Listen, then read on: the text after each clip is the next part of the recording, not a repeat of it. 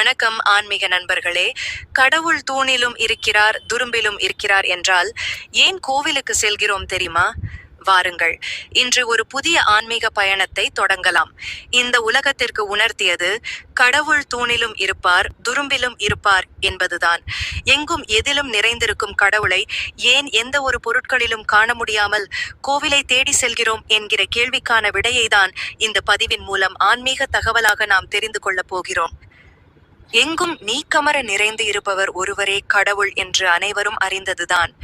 ஒவ்வொரு பொருளும், ஒவ்வொரு உயிரும், ஒவ்வொரு விஷயங்களும், இந்த பிரபஞ்சம் முழுவதும் நிறைந்திருக்கும் யாவும் இறைவனால் படைக்கப்பட்டவை.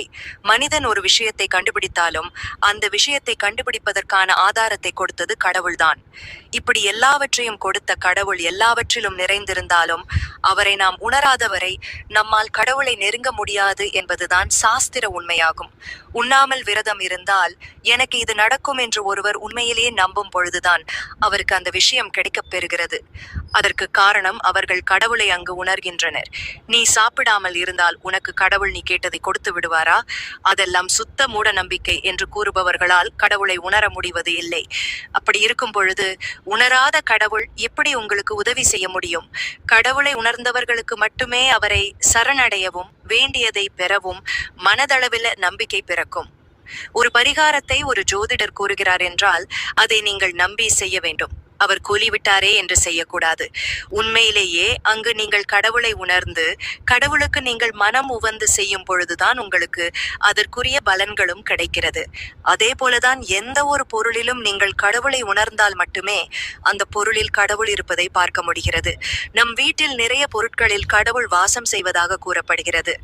ஆனால் அப்படி எந்த பொருட்களிலும் நாம் இதுவரை கடவுளை உணர்ந்தது கிடையாது. ஆனால் கோவிலுக்கு செல்லும் பொழுது மட்டும் ஒரு விதமான அதிர்வலைகள் நமக்குள் எழுவதையும் மனமுருகி வேண்டுவதையும் கண்களில் கண்ணீர் வழிவதையும் காண முடிகிறது. ஏனென்றால் அங்கு கடவுள் தத்துரூபமாக சிலை வடிவமாக அமர்ந்து கொண்டிருப்பார். அவர்களை பார்க்கும் பொழுதே நமக்கு கடவுள் இருக்கிறார் என்கிற உணர்வு வந்து விடுகிறது. அதனால்தான் கோவிலில் அந்த அதிர்வலைகள் உண்டாகின்றன. இந்த எண்ணத்தை உருவாக்கும் தெய்வீக அதிர்வலைகள் கோவிலில் நிறைந்துள்ளதால் மட்டுமே கோவிலில் நம்மால் கடவுளை உணர முடிகிறது. இந்த கோவிலுக்கு சென்றால் இந்த விஷயம் நடக்கும், அந்த விஷயம் நடக்கும் என்றெல்லாம் பரிகாரங்களும் வழிகாட்டுதலும் இந்து மதத்தில் கூறப்படுவது உண்டு.